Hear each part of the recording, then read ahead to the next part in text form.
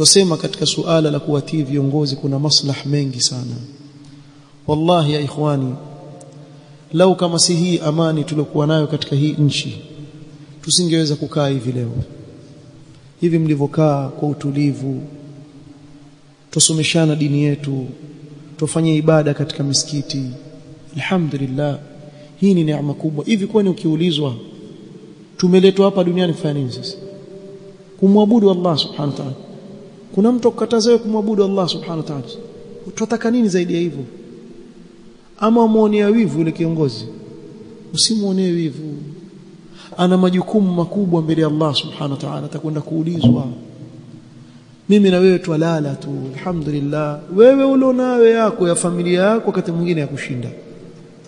Kefu uenda kutafuta ya mwingine. Ya leo ulionayo yako nyumbani, pengine ukaona makubwa mno, hata huyawezi.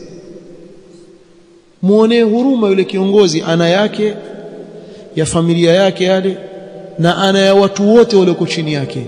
Kwa nini umuonee wivu mtu kama huyo? Muombe Mungu amsaidie na umuonee huruma.